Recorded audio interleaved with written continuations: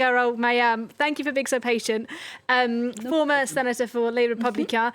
Can we talk about the right of French politics tonight? Because those exit polls saying your party that you represented in the Senate for a very long time got just 10% of the vote tonight. Eric Ciotti off to join the far right, the National Rally. How are you feeling? Does your party exist tonight? Well, it exists. I mean, first of all, I'll remind you that there are two chambers in the parliament, and at the Senate we have the majority. We have more than 100 senators. We have several big areas, big regions of France. We have big cities, so the party exists. It's true it has had a very bad run lately. In 2022, it was about the same number, the same percentage. But yes, I'm extremely angry at Eric Ciott. I had the opportunity to say it on many occasions, and here in France 24 as well, because there's loyalty, which is an extremely important aspect in politics, or it should be. And what is done to his party is not acceptable. Just to save a seat, this is unforgivable. He should at least have waited for the second run, but he was so afraid to lose his seat, apparently. But if I may, isn't there an argument that Eric Ciotti went to the far right, to the National Rally, because that's where your voters are?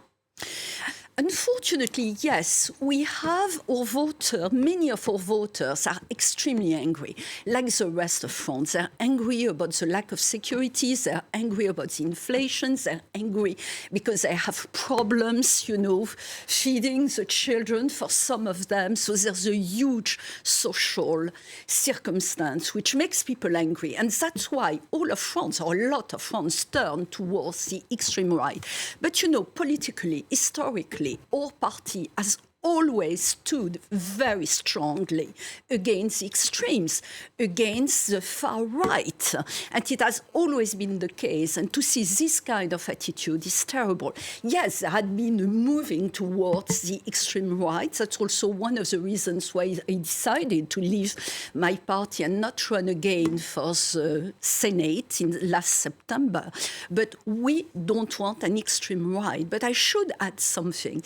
There's also a problem, and a strong problem for us, with the extreme left. Because, as you said, Sandro, I mean, when you have a political group which makes an alliance with an extreme left, I mean, you've got to listen to what Mélenchon is saying. This is absolutely horrendous.